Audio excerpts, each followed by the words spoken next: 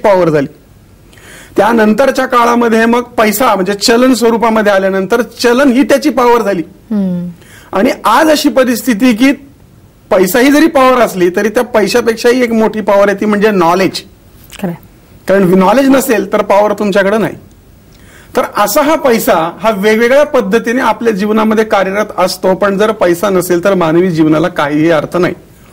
मला सांगा दर्शक हो एक गोष्ट की सकाळी उठल्यानंतर तुम्ही दात घासता ते रात्री झोपल्यानंतर सध्या थंडी खूप पडलेली आहे अंगावर जे पांघरून घेता त्यापर्यंत अशी कुठली गोष्ट आहे की जी तुम्हाला बिन पैशाची मिळालेली आहे.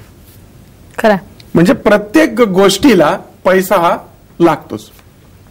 माणसाचं जे शरीर बनलेलं आहे असं म्हणतात की ते बॉडी माइंड आणि सोल अशा पद्धतीच्या 3 प्रकारांमध्ये ते गणलं गेलंय. आता बॉडी म्हटल्यानंतर माणसाला सदृढ राहण्यासाठी तब्येत त्याची चांगली असावी यासाठी पैसा पाहिजे. कारण तो जर चांगला अन्न खाईल चांगल्या पद्धतीने तो राहील तर त्याच्या चेहऱ्यावर तेज दिसतं. वास्तू ही तशा स्वरूपाची असेल तर तेही तेज येतं. मलबार हिल मधल्या 100 कोटी रुपयाच्या बंगल्यामध्ये राहणारी स्त्री किंवा राहणारा पुरुष आणि एखाद्या कुठल्या तरी झोपडपट्टीमध्ये अतिशय गचाळ स्थितीत राहणारा स्त्री पुरुष यांच्या चेहऱ्यावरच्या तेजामध्ये भिन्नता असते. तर हे कशामुळे झालं तर हे त्या वास्तूमुळे झालं आणि पैशामुळे झालं. त्या वास्तूला तेज का आलं पैशामुळे आलं. तोच तुम्हाला प्रश्न विचारतोय सर की जसं तुम्ही सांगितलं की माणसाच्या आयुष्यात किंवा जीवनात पैशाचा फार मोठा वाटा आहे तर वास्तूमध्ये नेमकं पैशाचं स्थान कुठे. पैशाचं स्थान वास्तूमध्ये तर आपण पाहणार आहोत पण मला वाटतं मी थोडंसं कम्प्लीट करतो. नक्की नक्की तुला मी थोडंसं थांबवतो नंतर घेऊ आपण. तर हा जो बॉडीचा आपण प्रकार पाहिला शरीर हे शरीर संपदेसाठी मानवाच्या जीवनाला पैसा लागतो. तसं माइंड मन आपलं मन हे प्रगल्भ केव्हा होतं एखाद्याच्या खिशामध्ये लाख रुपये असतील आणि तो एखाद्या 5 स्टार हॉटेलमध्ये गेला तर त्याच्याकडे एक फार मोठी ताकद असते. कशाची ताकद मनाची ताकद. पण ती मनाची ताकद डेव्हलप कशामुळे झाली पैशामुळे. माझ्या पाहण्यात असं एक उदाहरण आहे की एके ठिकाणी मी म्हणजे पाहण्यासाठी गेलो होतो टीव्ही घ्यायचा म्हणून गेलो होतो तर त्या ठिकाणी एक धनगरवाजा माणूस आला की त्याच्या अंगावरचे कपडे फार मळलेले होते डोक्याला मुंडासं वगैरे लावलेलं होतं आणि तो त्या दुकानात आल्यानंतर सगळे त्याला बाहेरपासूनच हाडतूड करत होते म्हणजे त्याला येऊन देत नव्हते आणि त्याला ते बघायचे होते टीव्ही आत. तर तो टीव्ही पाहिला त्याच्यात त्यांनी किमती विचारल्या तर ते जे काही सेल्समन होते ते थोडे हसायला लागले की 2 लाख 3 लाखाचा टीव्ही हा माणूस कसा घेईल.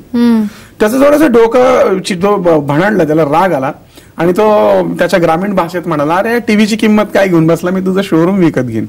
त्यानंतर त्यांनी मुंडासा काढला आणि मुंडाशामधनं हे अशा नोटांची बंडलं त्यांनी काढली आणि त्या टीव्हीची किंमत काय जो सर्वात मोठा आहे तो माझ्या मुलीला लग्नात प्रेझेंट द्यायचा आहे. याचा अर्थ त्याला जी पॉवर आली ती कशामुळे आली पैशामुळे आली. त्यानंतर सगळे त्याच्या पुढे सरसर करायला म्हणजे पैसा असला तर तो माणूस देखणाही असतो. म्हातारा अगदी जखड 75 वर्षाचा असला तरी अगदी 16 वर्षाच्या मुली सुद्धा त्याच्या नादी लागतात. का तर पैसा आहे. सांगण्याचं तात्पर्य काय की पैशाला महत्व आहे. आता येऊ आपण सोल म्हणजे आत्मा.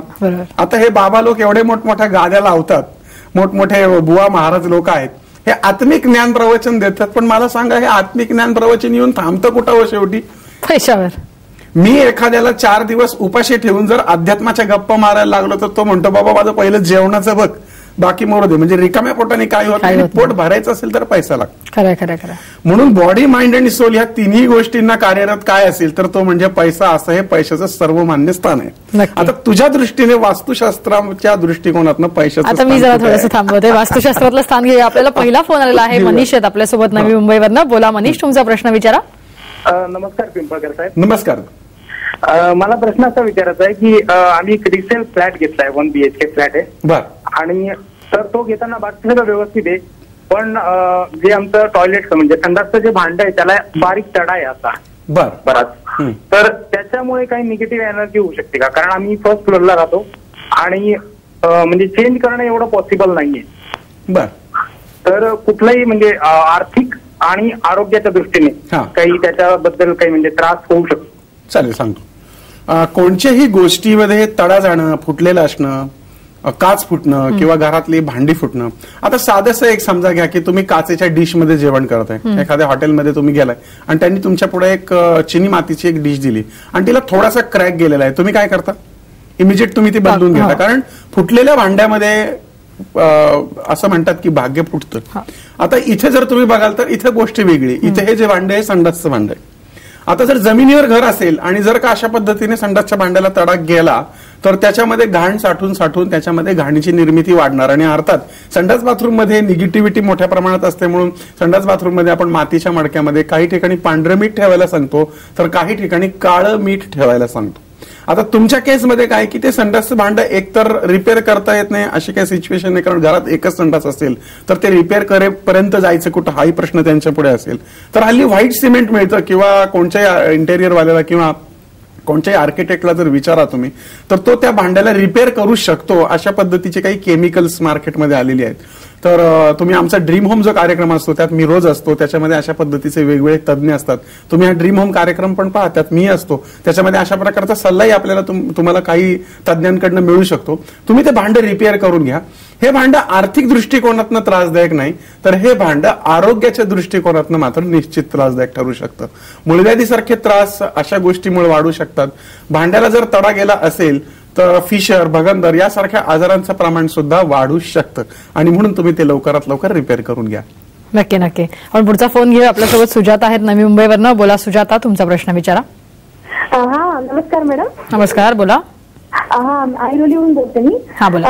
या 4 महिन्यापूर्वी माझ्या घरामध्ये बदल करून घेतले होते, म्हणजे वास्तू तज्ञानुसार. मग त्यांनी मला असं बरेच असं मटेरियल दिलं होतं, आणि आम्हाला हेल्थ प्रॉब्लेम होते जास्ती, आणि हेल्थ प्रॉब्लेम आणि म्हणजे आर्थिक पण समस्या होत्या फार. पण आम्हाला त्याचा काहीच फरक झालेला नाही. काय वस्तू होत्या त्या? काय वस्तू होत्या? वस्तू क्रिस्टल्स होते, आणि असं बरंच काही काही बदल करायला सांगितलं त्यांनी. तुम्हाला ज्या वास्तुतज्ञांनी सुजाताताई हे सगळ्या गोष्टी सांगितल्या, तुम्ही एवढा खर्च केला, त्यानंतर तुम्ही त्याला विचारू शकत नाही की तुम्ही एवढा सगळा खर्च आम्हाला करायला लावला, तर त्याचा फरक काय पडला? होईल म्हणजे होईल असं सांगितलं होतं. नाही, हे काहीतरी चुकीचं आहे. एकतर तो वास्तुतज्ञ अयोग्य असेल, किंवा तो फक्त कमर्शियल माइंडेड असेल. प्रोफेशनल माणसं असं करत नाहीत. कमर्शियल माणसं ते त्यांच्याकडच्या वस्तू गळ्यात मारतात. मला नेहमी माझ्या लोकांना हे सांगायचं असतं की एखादा माणूस तुमच्याकडनं 1000-2000 रुपये फी घेतो. आता परत इथं पैशाचा प्रश्न आला म्हणून तो विषय आहे, आणि तो घालवतो वेळ एका गावात दुसऱ्या गावात. पण तो काय करतो माहितीये का? 50-60 हजार रुपयाची पिरॅमिड्स आणि क्रिस्टल आणि हे दुनियाभराच्या वस्तू गळ्यात मारतो. त्याची खरंच गरज आहे का? कोणतीही वास्तू, त्या वास्तूमध्ये काय लावलं पाहिजे हे तुमच्या माध्यमातून सांगते. आता मला एक साधं गोष्ट सांगा की वास्तू हा एक पुरुष आहे, एक व्यक्ती आहे, पृथ्वी स्त्री आहे. मला म्हणायचं की ज्या वेळेस तुम्हाला तहान लागते त्यावेळेस तुमचं शरीरच तुम्हाला सांगतं की आता पाण्याची गरज आहे. जेव्हा भूक लागते तेव्हा ऑटोमॅटिक कळतं, लहान बाळाला सुद्धा कळतं की त्याला भूक लागलेली आहे. याचाच अर्थ तुमचं शरीरच तुम्हाला त्या गोष्टी करायला भाग पाडतं. तशी वास्तू सुद्धा तशा पद्धतीने तुमच्या माध्यमातून सांगायला सुरुवात करते की इथे ती गोष्ट हवी, आणि त्यावेळेस तुम्हाला असं वाटतं की त्या ठिकाणी आपण हे ठेवलं तर छान वाटेल. आता तेवढी मनं तुमची प्रगल्भ नसतील तर त्याच्यासाठी चांगल्या वास्तुतज्ञाची गरज घेतली पाहिजे. पण हा वास्तुतज्ञ तुमच्या गळ्यामध्ये वस्तू मारणारा नसावा. त्या पिरॅमिड्स आणि प्लॅस्टिकच्या पिरॅमिड्स आणि क्रिस्टलनी फरक पडत नाही असं नाही, फरक पडतो. पण ते योग्य त्या ठिकाणी चपखल पद्धतीने जर बसवले असतील तरच त्याचा फरक पडतो. अन्यथा त्या केराच्या टोपल्यात किंबहुना प्लॅस्टिकचे पिरॅमिड तर काहीच काम करत नाही. त्या प्लॅस्टिकच्या पिरॅमिडच्या आतमध्ये जे धातू असतात, म्हणजे नुसतेच प्लॅस्टिकचे पिरॅमिड नसतं तर त्याच्या आतमध्ये तांब वापरलेलं असतं, लोखंड ते कमी प्रमाणात असतं, पण ते थोड्या प्रमाणात का होईना ते कार्यरत असतं. ते धातू काम करतात, प्लॅस्टिकचं पिरॅमिड काम करत नाही. क्रिस्टलमध्ये सुद्धा सुजाताताई गंमत अशी आहे की क्रिस्टल तुम्ही कोणत्याही गिफ्ट आयटमच्या दुकानात गेले तर तुम्हाला क्रिस्टल 100 रुपयाला मिळतात.